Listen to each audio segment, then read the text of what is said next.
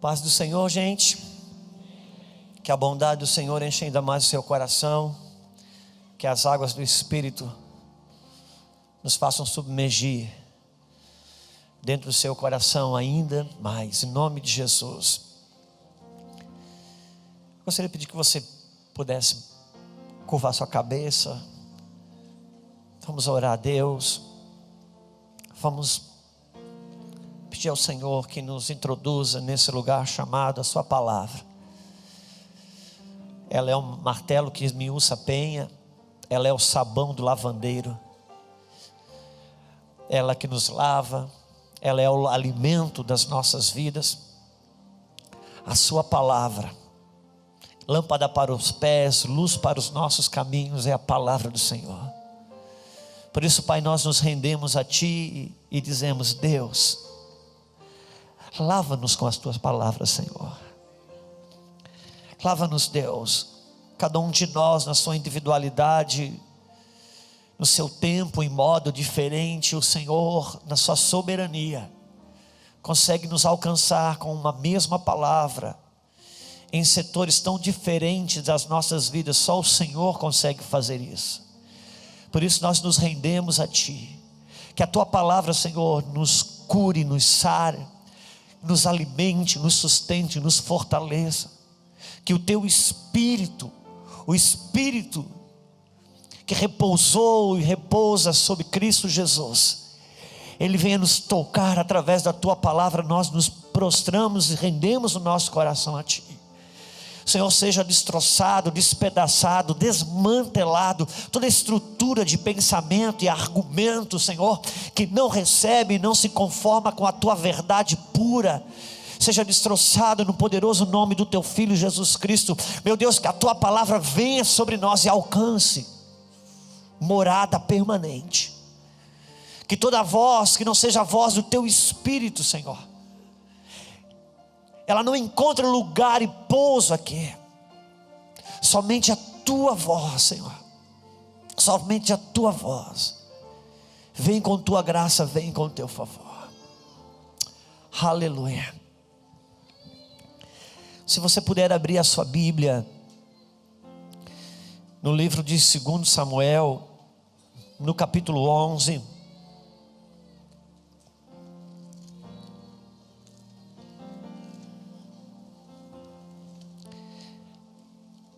É um texto muito conhecido, embora nós não vamos nos ater àquilo que normalmente é a maior proposta do texto, que é a grande tragédia que aconteceu na vida do rei Davi.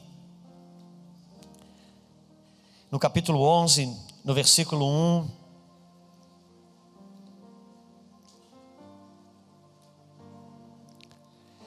segundo Samuel vai dizer assim: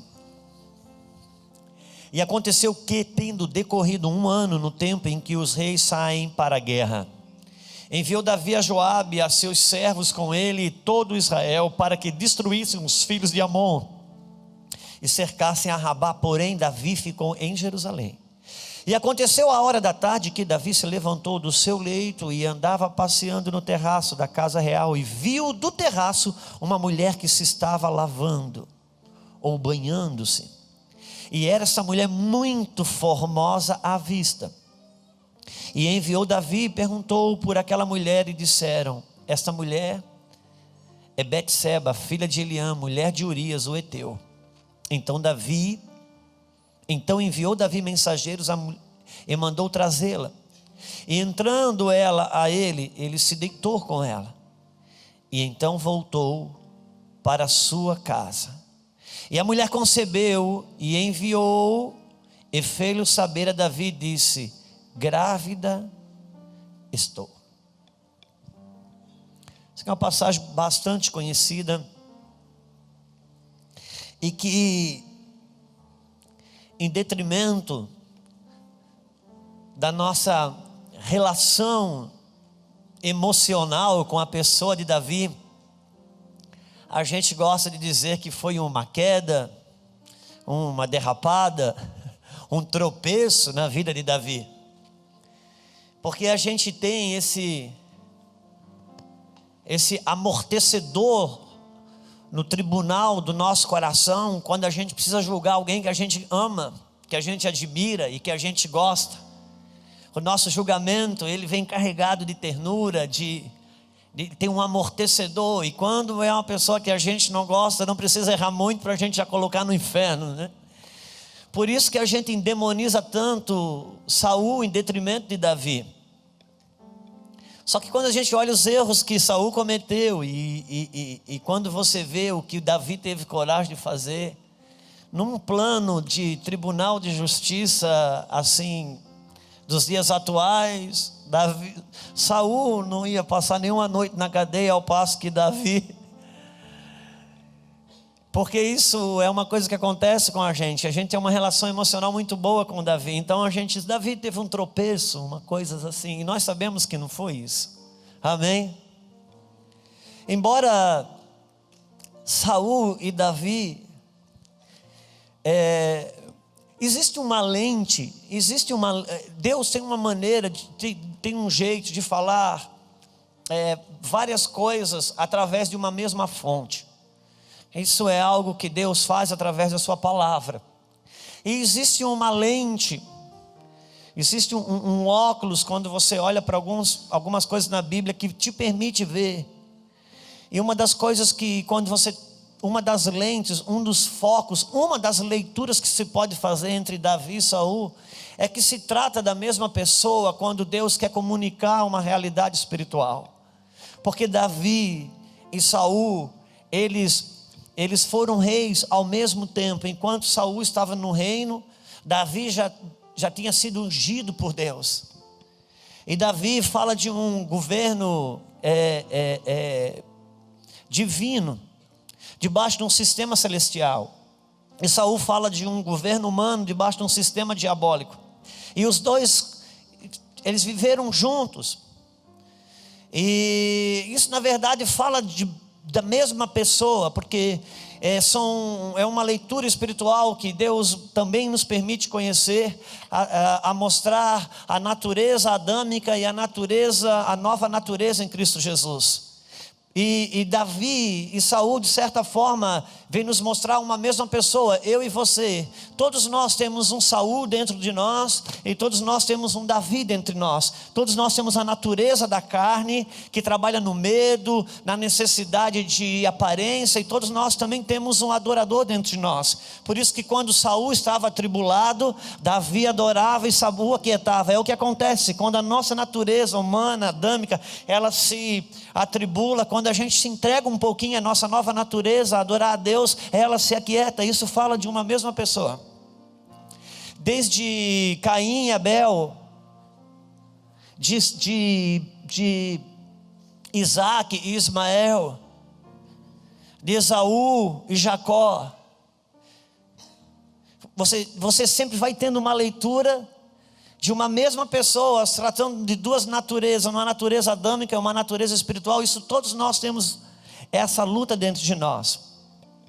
Mas Davi aqui, e tem uma outra coisa que Deus nos permite olhar também, uma outra lente, é quando você conhece algumas pessoas na Bíblia que eles não tratavam-se ser só uma pessoa, ainda que foram humanos como nós, como a Bíblia diz que Elias era um homem sujeito às mesmas paixões que nós. Contudo, Elias, embora fosse um homem sujeito às mesmas paixões que nós, Elias, ele é uma representatividade de um mover profético que arrebenta, que destrói o reinado espiritual de Jezabel, para a chegada de algo de Deus sobre a face da terra.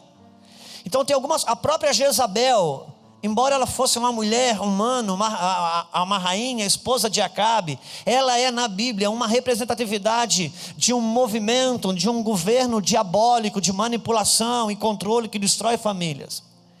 Assim como você olha para Isaac, quando ele foi submetido a um altar de sacrifício, nós sabemos muito bem que Isaac estava numa representatividade de Cristo, é um tipo de Cristo que foi imolado ali, embora não aconteceu fisicamente, mas a tipologia aconteceu.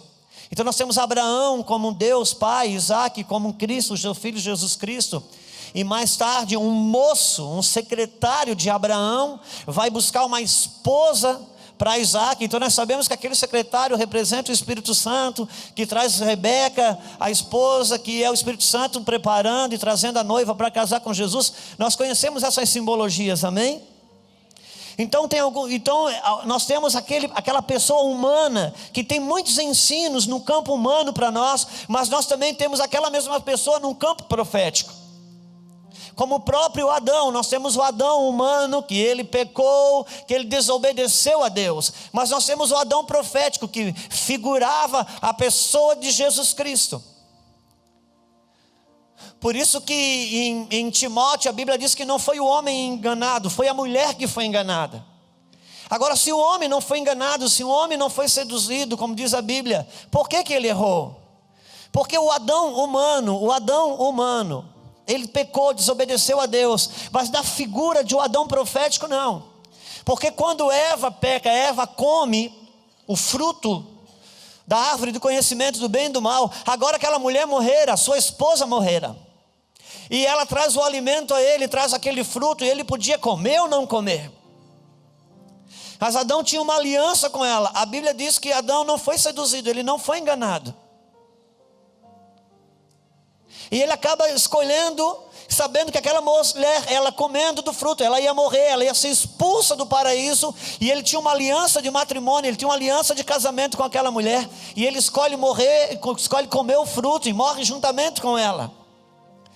Embora o Adão humano desobedecesse a Deus, não profético, porque o profético estava mostrando a respeito de Cristo Jesus, que um dia, tendo uma aliança com o homem comeu do pecado e morreu. Cristo vem, come do pecado também, morre para que ressuscitando ele, ressuscitasse também a sua esposa, a igreja, que somos nós. Então o Adão profético não desobedeceu, o Adão profético morreu por fidelidade a uma aliança de matrimônio. Então nós temos na pessoa de Davi, tem o Davi profético que nos ensina a respeito de um caminho no Espírito, e temos o Davi humano, aquele que errou, que tropeçou, que fez coisas que não devia fazer, e que esse nos ensina muitas coisas também, amém? E Davi, ele recebeu um elogio de Deus, uma coisa que eu não sei se existiria outro elogio na Bíblia. Nós existem homens na Bíblia que a gente diz que Deus não faz acepção de pessoas. Deus não faz acepção de pessoas nesse sentido de acepção que nós no conceito que nós temos. Agora Deus faz acepção de confiança, faz. Porque um dia, quando alguém quis interceder diante de Deus, ele falou: nem que Jó e Daniel, e qual é o outro? Quem era o outro? Não é Moisés, Enoque? Acho que foi Enoque. Noé. Vamos pensar que é Noé, deixa eu colocar esse homem. Ele disse: nem que Jó, Daniel e Noé me pedisse isso, eu não faria. Deus colocou esses três num lugar diferente. Samuel, Deus colocou esses três num lugar diferente. Deus disse assim: tem coisas que você pede eu não faço, mas se ele pedir eu faço. Amém? E Deus testificou de Moisés, dizendo que eu falo com esse homem de face a face, como um amigo. Agora Davi, Deus disse assim: esse cara é segundo o meu coração. E Deus pega um homem, esse homem ele tem o meu coração, porque o Davi descobriu coisas que só um homem nascido de novo poderia descobrir, e ele descobriu tendo somente a velha natureza, a natureza adâmica, é uma coisa fantástica. Deus disse: esse cara tem o meu coração. Agora eu te pergunto, como uma pessoa que tem o coração de Deus poderia fazer o que Davi fez? Nós sabemos a história de Davi. Ele mandou todo mundo para a guerra. Ele foi dormir um sono depois do almoço, e quando ele vai no terraço, ele acorda, ele vê uma mulher. Tem gente que diz que o Davi se apaixonou por Betseba. Irmão, Davi desejou um corpo, Davi não se apaixonou pela mulher.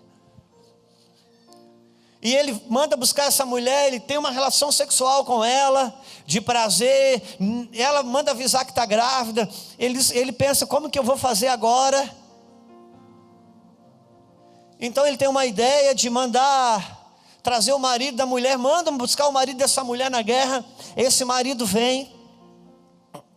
E quando esse marido vem, então Davi diz: cara, vai para casa, descansa, você está guerreando muito, vai deitar com a sua mulher. E ele ainda dá uma dica, ele diz: lava os teus pés, vai para casa.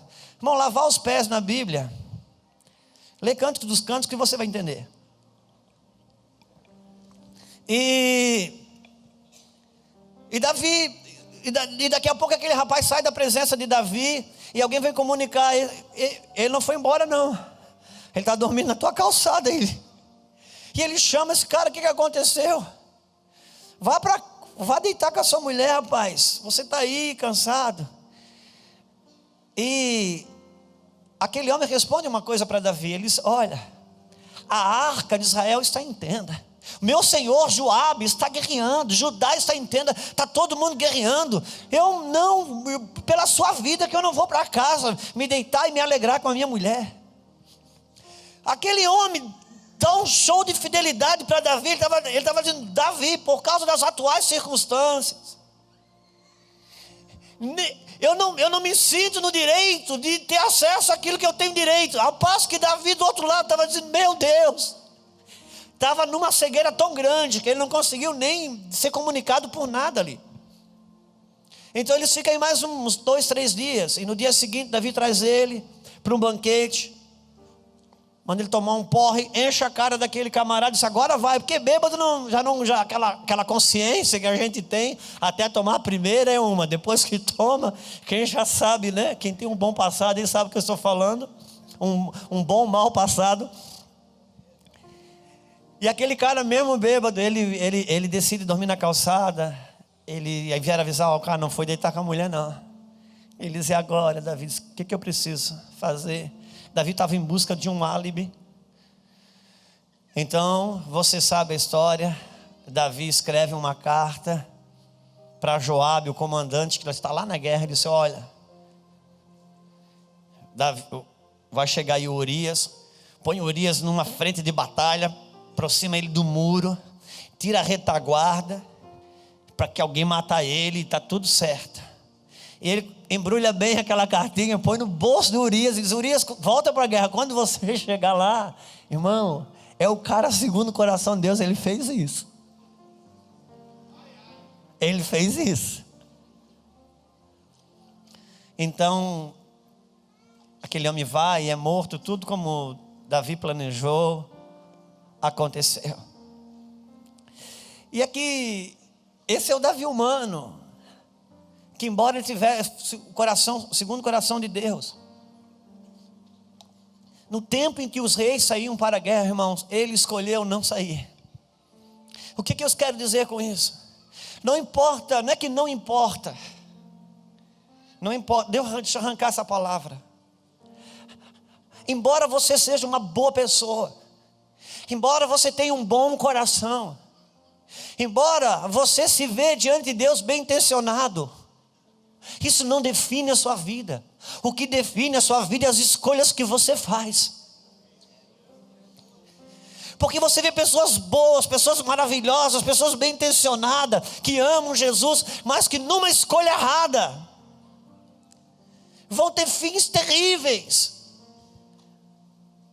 O que define a minha vida são as minhas escolhas. Não são as escolhas de Deus, não. As minhas escolhas não definem as escolhas de Deus, mas definem se eu entro nelas ou não. Quantos estão comigo?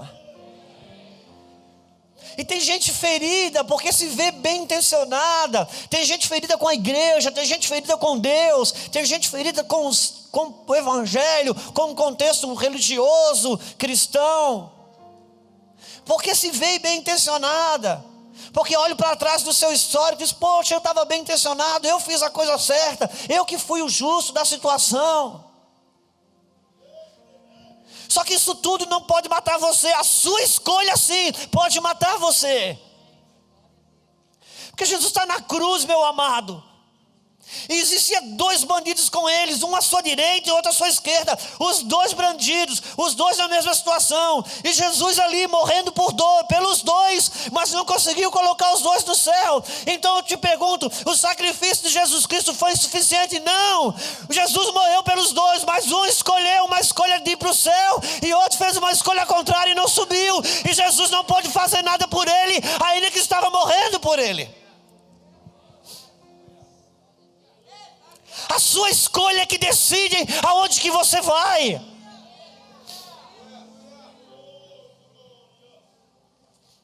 E em tempos difíceis como esse, em tempos turbulentos como esse, onde a valorização do sentimento humano, dos direitos humanos é tão grande, que hoje um universo de ofensa pessoal faz pessoas pararem e fazerem escolhas que não são escolhas de Deus. Querido, aquele dia era o tempo em que os reis saíam para a guerra. Tempo que o rei sai para a guerra, rei não pode ficar em casa.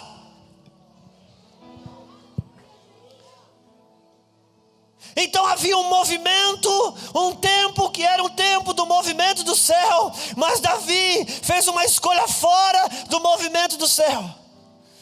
E aqui ele experimenta o pecado, ele experimenta a dor, ele experimenta perdas, foi coisas terríveis, você sabe. Só que Davi, ele não é um símbolo de um homem que não erra, ele é um símbolo de um homem que se rende quando erra. E aqui faz toda a diferença, porque agora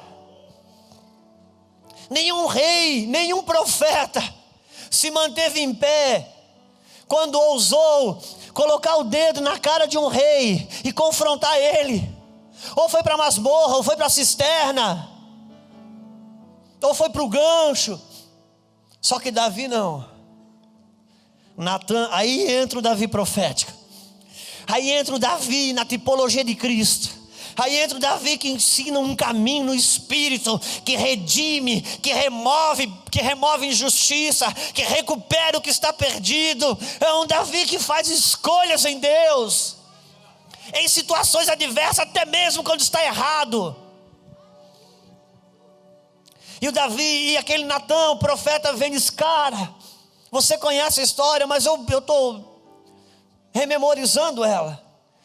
Cara, você sabe, existia um homem muito rico que tinha vários gados, várias ovelhas, vários cordeiros. E existia um cara pobre, só tinha uma cordeirinha, e vivia para aquela cordeira. Ela comia do seu bocado, dormia com ele, e vindo um viajante, aquele rei, aquele homem rico, não querendo sacrificar uma das suas cordeiras, decidiu matar a única cordeira que aquele pobre tinha e dar para o viajante. E ele nem acabou de contar a história.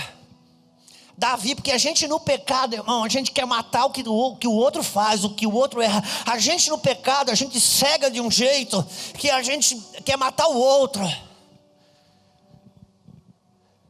Aí o Natan pega e vira o espelho ao contrário, diz: Davi, esse cara aqui.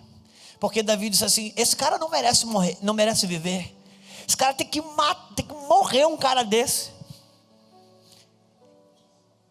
E vai ter que restituir 4 vezes mais. Então é a hora que Natan só vira o espelho assim e diz: olha, Davi, esse cara é você. Esse cara é você. Aí Davi põe a mão na cabeça e diz: pequei contra Deus. Aí Natan diz: mas fica tranquila, você não vai morrer, o teu pecado está perdoado, mas a criança vai morrer. E a criança nasce e adoece. Ainda que você já sabe, mas pelo menos eu quero ressuscitar a leitura. Vai estar no capítulo 12.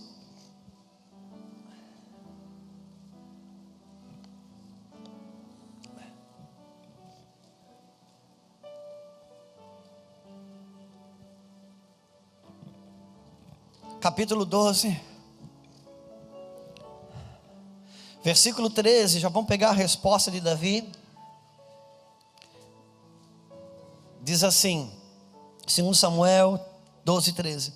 Então disse Davi a Natã: pequei contra o Senhor. E disse Natã a Davi: também o Senhor perdoou o teu pecado, não morrerás. Todavia, porquanto com este feito desse lugar sobremaneira a que os inimigos do Senhor blasfemassem, também o filho que te nasceu certamente morrerá.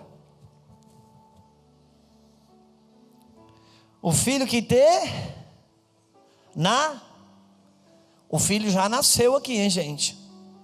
Deus deu um tempo legal para Davi se arrepender, mas não deu jeito não. Versículo 15. Então Natã foi para a sua casa, e o Senhor feriu a criança que a mulher de Urias dera a Davi, e adoeceu gravemente. E buscou Davi a Deus pela criança, e jejuou, e entrou e passou a noite prostrado sobre a terra. Então os anciões da sua casa se levantaram e foram a ele para o levantar da terra. Porém ele não quis e não comeu pão com eles. E sucedeu que ao 7º dia morreu a criança. E temiam os servos do seu senhor dizer-lhe que a criança era morta, porque dizia: eis que, sendo a criança ainda viva, lhe falávamos. Sendo a criança ainda viva, lhe falávamos, porém não dava ouvidos à nossa voz. Como, pois, lhe diremos que a criança é morta? Porque mais mal lhe faria ele mesmo, a si mesmo. Viu, porém, Davi que seus servos falavam baixo, e entendeu Davi que a criança estava morta. Pelo que disse Davi ao seu servo: é morta a criança? E ele disse: é morta. Então Davi se levantou da terra, e se lavou, e se ungiu, e mudou os seus vestidos, e entrou na casa do Senhor, e adorou. Então veio à sua casa, e pediu pão, e lhe puseram pão, e comeu. E disseram os seus servos: que é isto que fizestes?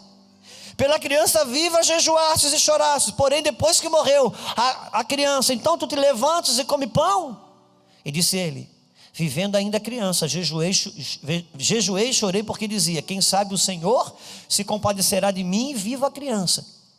Porém agora que é morta, porque jejuarei eu? Poderei eu fazê-la mais voltar? Eu irei a ela, porém ela não voltará a mim. Agora nós temos um Davi profético, o cara que agora se quebranta, o cara que se quebra, e a criança adoece. Davi tira a coroa, Davi tira as vestes reais, Davi põe cinza na cabeça, Davi põe pano de saco e começa a chorar por aquela criança.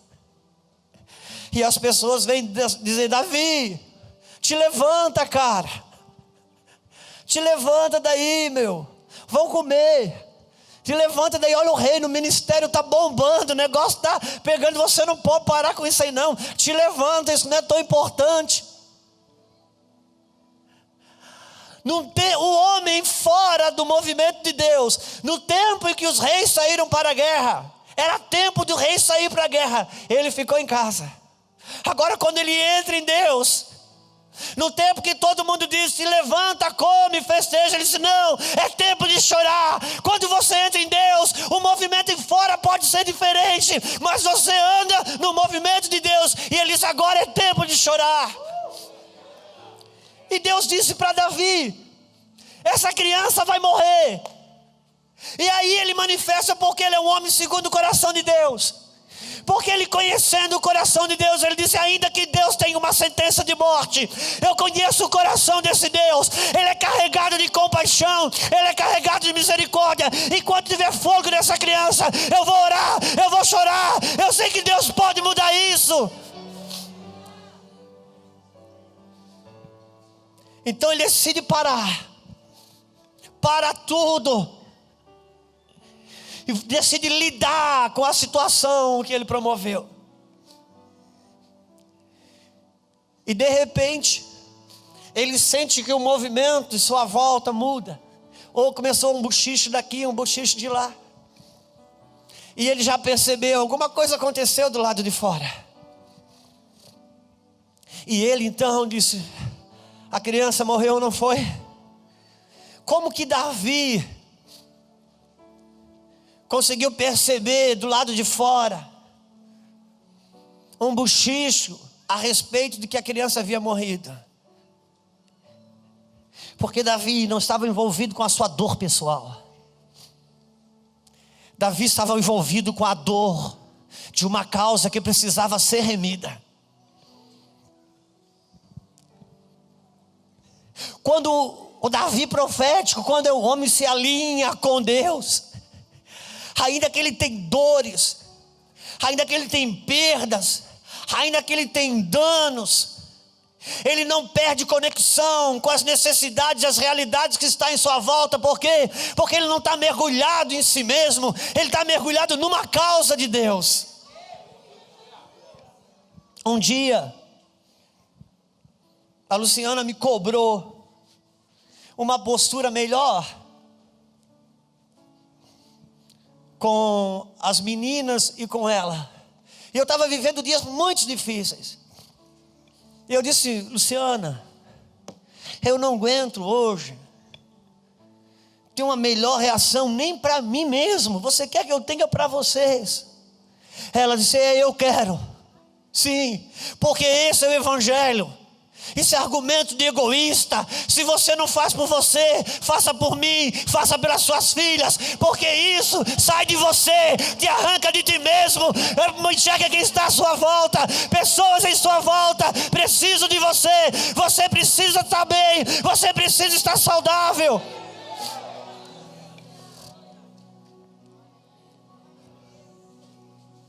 E a criança morre. E agora a criança morre. E quando ele sabe que a criança morre, ele se levanta. E a Bíblia diz que ele toma banho, que ele se unge, põe os vestidos de rei, põe a sua coroa, faz um banquete. E as pessoas vêm e dizem: Davi, você tem que chorar, cara. O que é isso? Então, você está insensível. Um homem alinhado com Deus, ele não anda no movimento que os outros andam. Primeiro eles queriam que ele festejasse, ele tinha tempo de chorar. E agora eles dizem: chora, senão agora não tem mais o que fazer. Chorei, jejuei enquanto a criança vivia. Agora a criança morreu, eu não posso fazer nada. Deus me deu 2 sentenças. A número 1 é que a criança ia morrer, e eu fiz de tudo que podia, e a criança morreu. A número 2, a sentença é que eu estava perdoado. Se é verdade a sentença a respeito da morte da criança, é verdade também a respeito da sentença que eu estou perdoado. Eu vou me levantar e vou andar como alguém perdoado.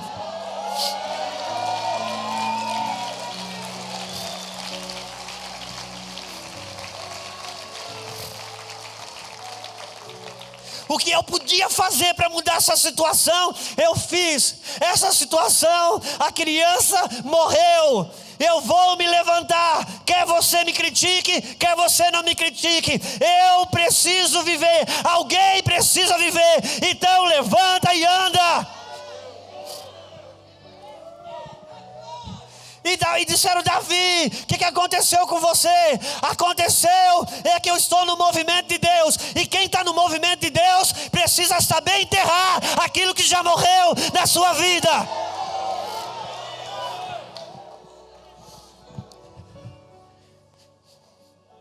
Eu estava meditando agora sobre o final de ano. E a gente fica contabilizando coisas sobre o ano que passou e prospectando sobre o ano que vem. Cara, cada dia baixa o seu mal. Uma coisa eu sei: enterra, aprenda a enterrar o que já morreu na sua vida. Te levanta e vai andar. Eu não estou falando de soberba nem de orgulho. Eu estou falando que você precisa viver. As pessoas em sua volta precisam de você saudável, precisa de você erguido. Você não pode parar. Você não pode parar. O chamado não morreu, A profecia não morreu, o movimento do céu não morreu. Ainda que você errou ou se meteu em coisas que escolheu errado, uma coisa é certa: chora, busca, muda tudo que você conseguir mudar. O que você não consegue mudar, levanta-se e anda.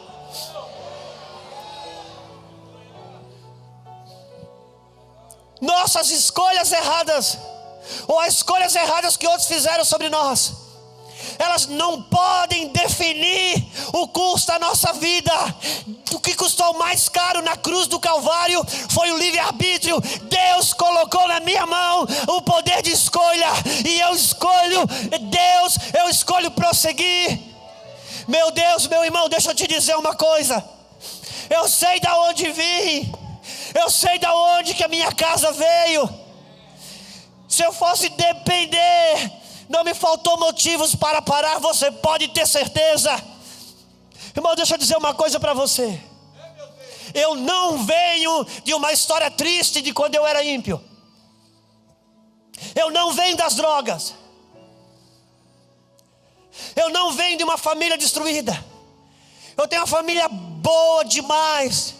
Uma família de 7 irmãos. Uma família de italiano que se reúne à mesa, aquela festa toda a vida. Parece que estão brigando, mas estão só conversando. Eu nasci num contexto bom. Todas as marcas destrutivas que eu tenho cicatrizada na minha alma não vem do mundo, não. Foi coisas que eu vivi na igreja. Quem me arrebentou e me trouxe os piores prejuízos da minha vida foi uma instituição chamada igreja. E dentro da igreja não faltou motivo para me parar, para me recuar. Mas pela graça de Deus, me levantei, me ungi, troquei de vestes e vou prosseguindo.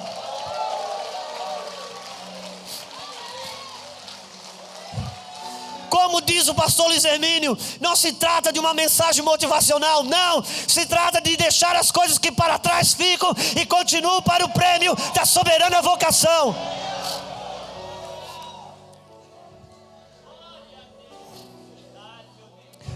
Não faltou marcas, não faltou feridas. E para a glória de Deus, não trago feridas não, trago cicatrizes.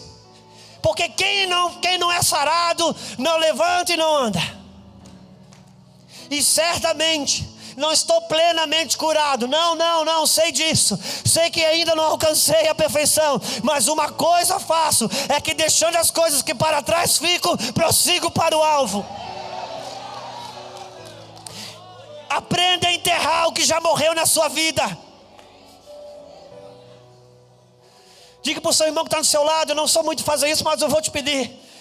Fala, dá uma cutucada assim: solta esse defunto, por favor. Você precisa andar, deixando de lado o pecado, o embaraço que tão de perto nos rodeia. Eu prossigo para o alvo. Eu prossigo para o alvo.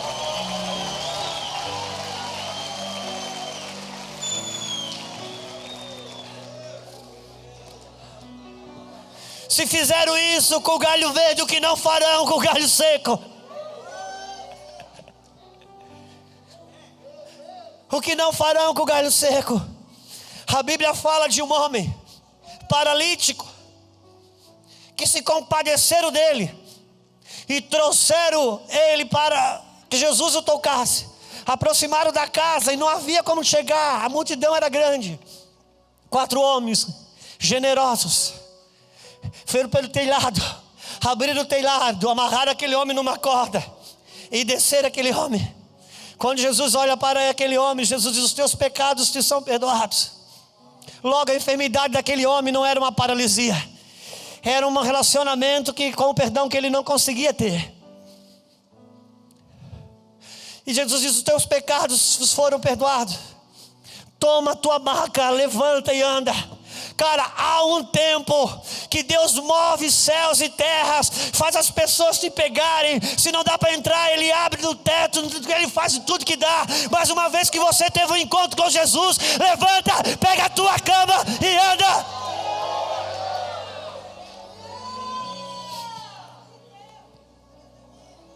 Levanta, pega tua cama e anda. Agora Ele já te tocou, teus pecados já foram perdoados. Como disse o pastor aqui, não necessariamente o pastor, mas o que ele leu.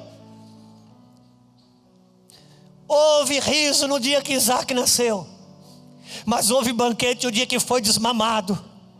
Por favor, meu irmão, tem uma fila de gente nascendo de novo, querendo entrar no berçário. Você não cabe mais nessa cama. Sai daí, larga a chupeta, pega a espada, se levanta, vai andar. Vai andar.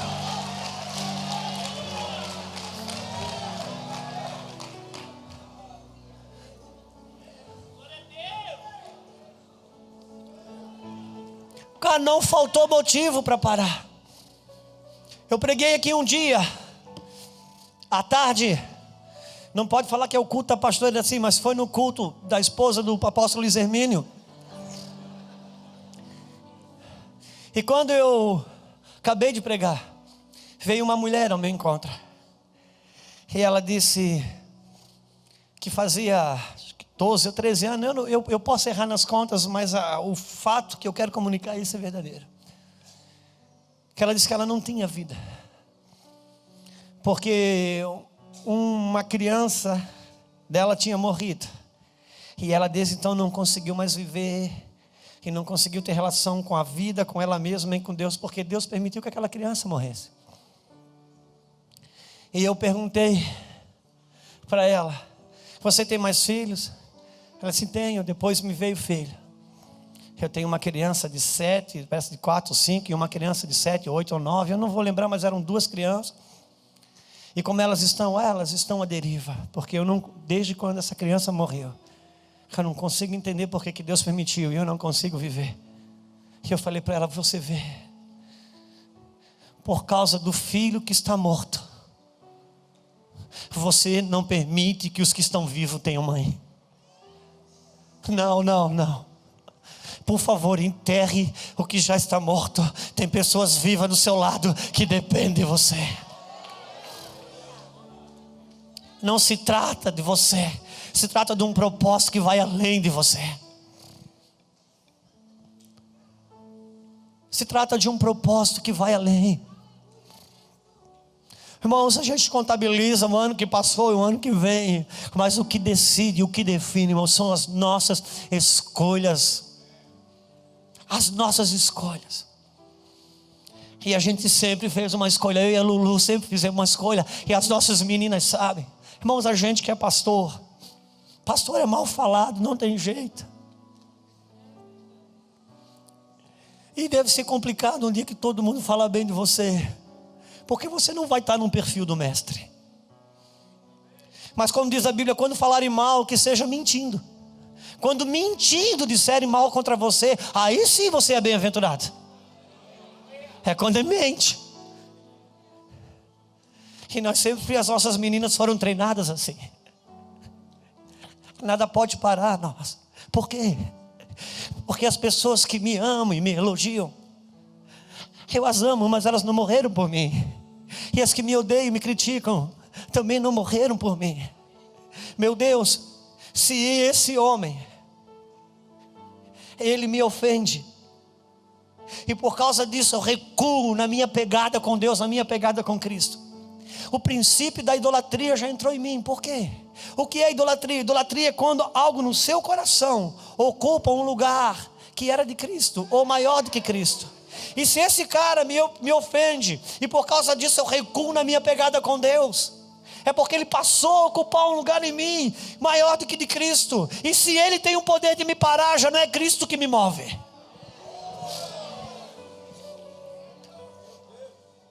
Por isso, te levanta.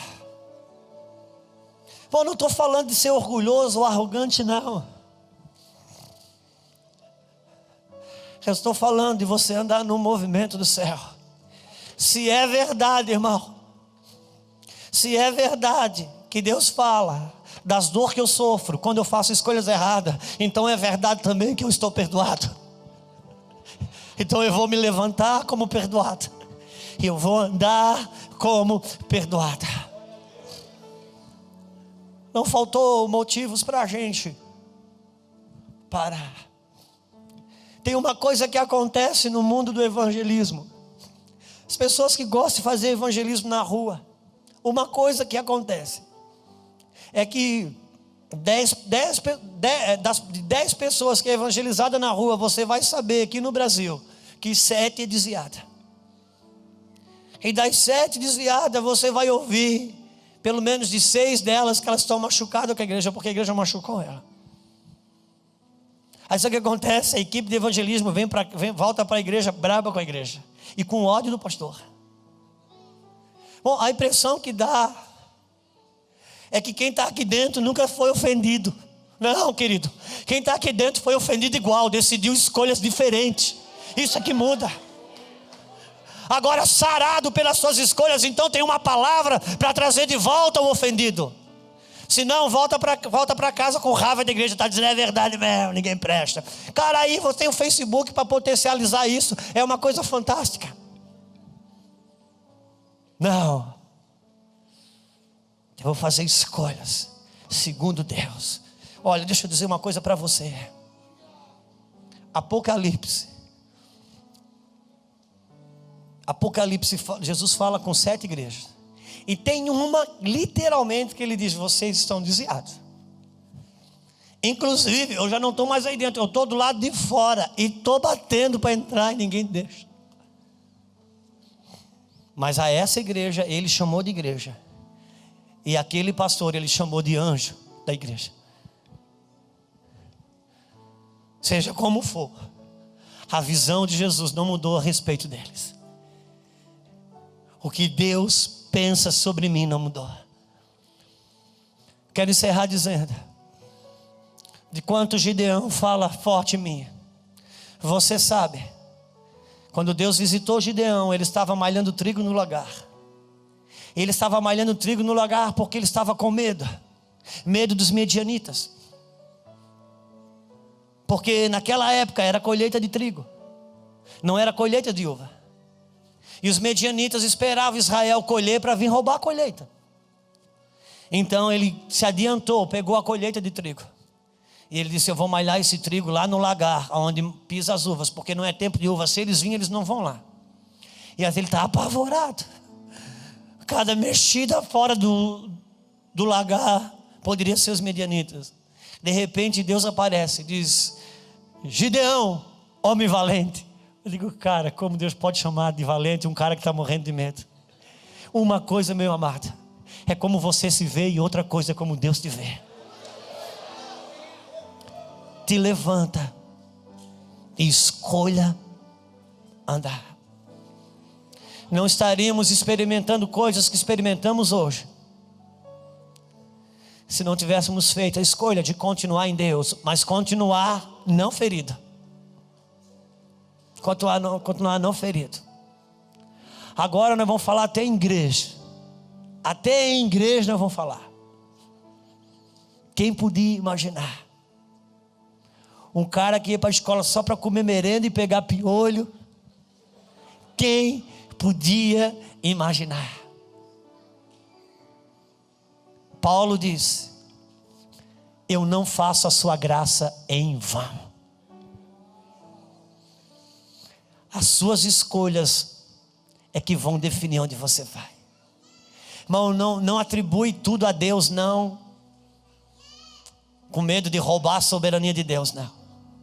Deixa eu perguntar algo para você. A salvação é de graça. Deixa eu perguntar para o Leandro, que daí ele não tem medo de falar. Salvação é de graça, Leandro. Então tá bom. Tá, não, deixa ele responder. Salvação é de graça, meu irmão. O que está escrito na Bíblia de vocês? O que está escrito na Bíblia de vocês, irmãos? Pela graça. Agora eu te pergunto, Jesus morreu por todos ou morreu só por alguns? E se a salvação é de graça, e Jesus morreu por todos, por que não está todo mundo salvo? Até a salvação que é de graça, o que define a sua escolha. Porque ele escreveu, está escrito, pelo menos eu acho que é Marcos 15 ou por aí afora, como diz o meu pastor, está na Bíblia. Não foste vós que me escolhestes, eu que vos escolhi a vós. Então, a respeito da escolha de Jesus com relação à minha pessoa, já está definida. O que muda a minha vida agora é a escolha que eu faço, em detrimento da escolha dele. A sua escolha enterra o que já está morto, te levanta e vai viver. Te levanta, anda. Não deixa as marcas do passado. As marcas do passado, irmão, tem que ensinar, treinar, mas não pode me parar. Elas não podem me parar. Eu queria cear debaixo desse Espírito. Debaixo desse Espírito. Para que você não entre em 2016, ó vida, ó céu, ó azar. Não, por favor, meu irmão. Ah, não tem motivo para festa. Não, tem motivo para festa, mas a minha vida vou continuar celebrando. Eu não vou tornar pouco ou muito o que Jesus fez por mim. Isso eu não vou fazer. Vamos cear. Eu gostaria de chamar os irmãos que vão servir a ceia. Eu quero orar enquanto isso. Se você puder ficar de pé. Pergunta para o seu irmão, qual é o defunto que você precisa enterrar que ainda está fora da terra? Pergunta.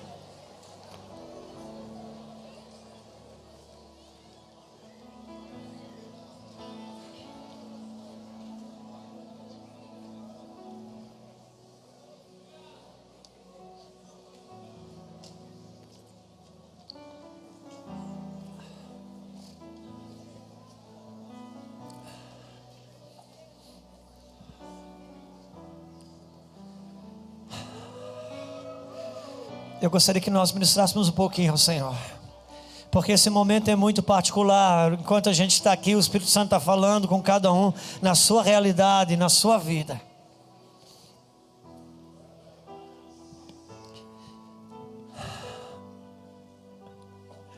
O que Ele falou acontecerá no tempo determinado. As coisas de Deus não se alteraram. Vamos ministrar ao Senhor, por gentileza. Eu gostaria que você se alinhasse no espírito dessa palavra. Não no espírito de uma palavra motivacional, coisas que apontam para a alma, não. Eu estou falando no espírito de fé. Porque, irmãos, coisa que o diabo sabe fazer muito bem é quando alguém descobre uma verdade libertadora, é pegar essa verdade e levar para o outro lado extremo. Andar cabisbaixo, andar com cara feia, isso não é sinônimo de espiritualidade, não. Ter cara de extraterrestre, isso não é espiritualidade. O cara espiritual, ele sabe fazer pum e dar glória a Deus, e nenhuma coisa rouba a outra.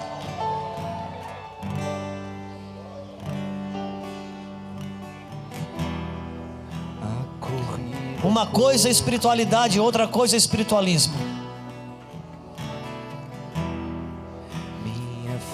Vamos adorar.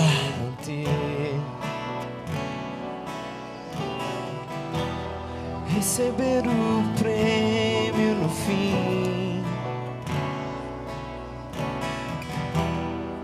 conhecer a Ti,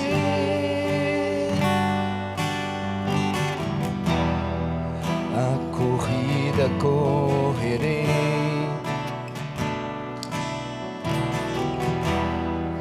minha fé irei manter. Receber o prêmio no fim, conhecer a Ti. Eu quero estar fiel. Eu quero estar fiel. Eu quero estar firmado. Eu quero estar fiel. Eu quero estar fiel até o até o último dia. Eu quero estar fiel, eu quero estar firmado, eu quero estar fiel a Ti até o fim. Eu quero estar fiel, eu quero estar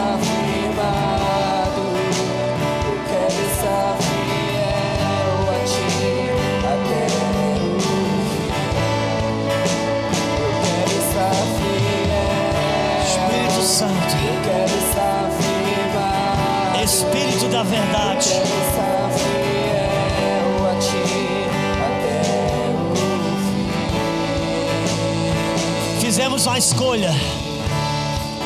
A escolha de continuar servindo ao Senhor. A escolha de não negociar valores. A escolha de se manter fiel a Deus. A escolha de continuar respondendo a sua obra. A escolha de continuar se rendendo e se entregando ao Senhor. Eu escolho continuar perdoando. Eu escolho abrir mão daquilo que quer cheirar mal na minha vida. Eu quero enterrar o que já morreu, mas eu quero chorar por aquilo que ainda possa ser mudado. Eu não vou andar no movimento das pessoas. Eu quero andar no movimento de Deus, da sua palavra. E eu declaro isso em sua vida.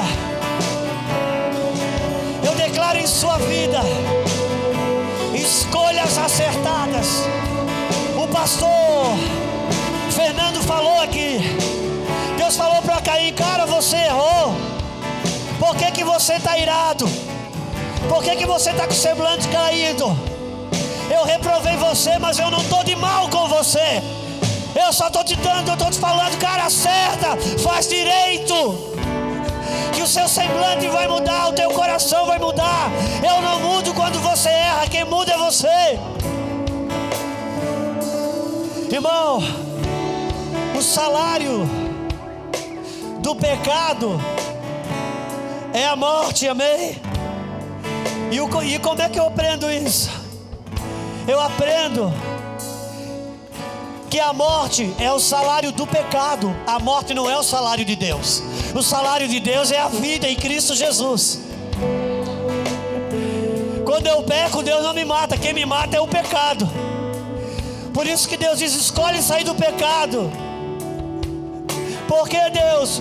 Porque senão você vai ficar de mal comigo. Não, porque o pecado te mata. Eu decidi estar de bem com você desde o dia que eu entreguei meu filho, e isso não muda. Se levanta, se desvencilhe e anda em nome de Jesus. Por favor, cadê o meu pastor? Por favor, pastor.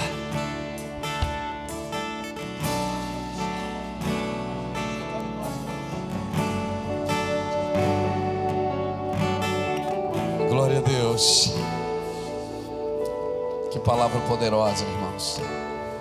Aleluia. Louvamos ao Senhor.